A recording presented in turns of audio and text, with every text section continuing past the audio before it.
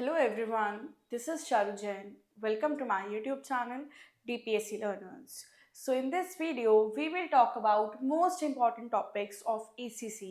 आप लोगों का DPSC फर्स्ट ईयर का early childhood care and education का एग्ज़ाम है जो कि है आपका 22 को। तो आई नो मैं थोड़ा सा लेट हूँ, लेकिन हाँ, इस बार आपका फर्स्ट ईयर की तैयारी अच्छे से करा दूंगी अब आगे आने वाले सब्जेक्ट्स के लिए। ओके, तो चलिए ज़्यादा टाइम नहीं लूँगी, स्टार्ट करते हैं। बिल्कुल क्लियर कट बात करेंगे यूनिट वाइज कि कैसे कैसे क्या क्या टॉपिक आएगा, कैसे कैसे उसके क्वेश्चंस मोल्ड होके आएंगे, तो वो सारा हम देखेंगे। तो सबसे पहले तो देखो, जो आपका टॉपिक है, जो आपका सब्जेक्ट है, वो क्या है उसे समझेंगे। तो आपका जो सब्जेक्ट है वो है ECCE, यानी कि early childhood care and education. तो सबसे जो पहला क्वेश्चन बनता है वो यही बनता है ECC के ऊपर या फिर अर्ली ईयर्स।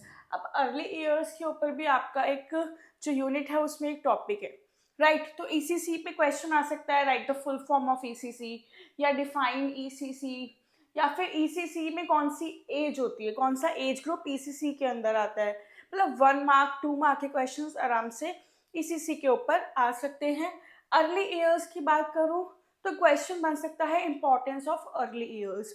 तो आप लोगों को कोई भी टॉपिक नहीं छोड़ना है, ये सिर्फ एक मैं रफ बता रही हूँ कि कौन से ज़्यादा इम्पोर्टेंट है, लेकिन करना सब कुछ है। ओके, अब बात करेंगे NCF 2005 जो आपका नेक्स्ट टॉपिक है।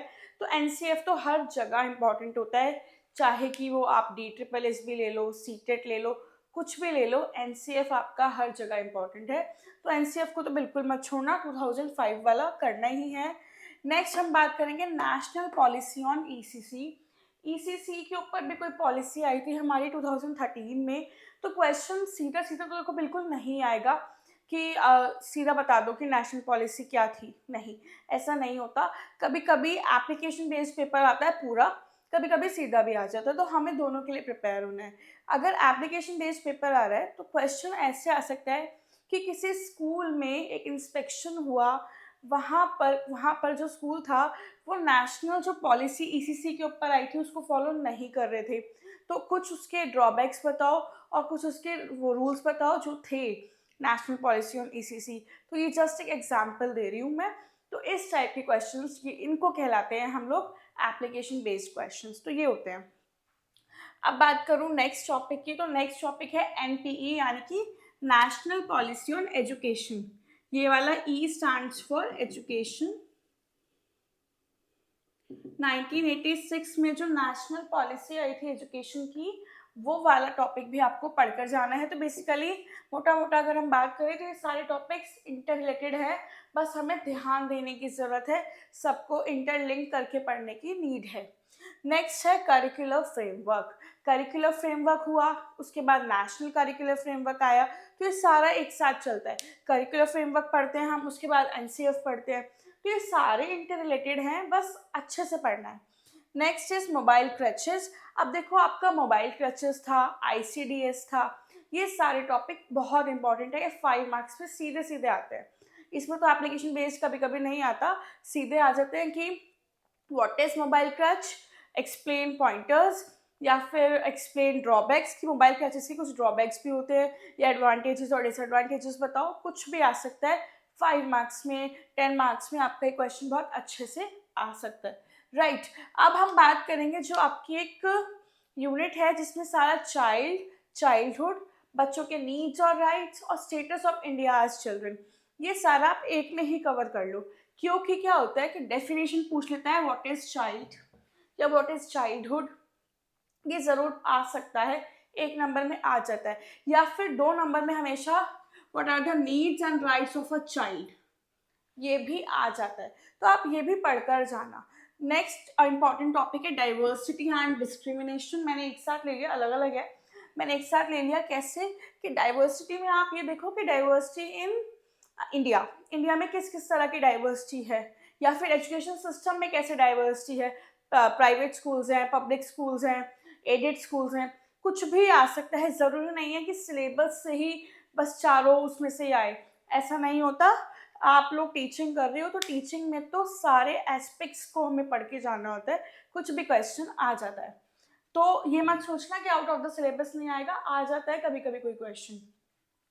अब ये इंपॉर्टेंट टॉपिक है टीचर एजुकेशन, ये मोस्ट इंपॉर्टेंट टॉपिक है। अब देखो एग्जामिनर पे भी डिपेंड करता है जो पेपर बना रहा है, कभी कभी उसको ये टॉपिक इंपॉर्टेंट ही नहीं लगा, उसने नहीं दिया।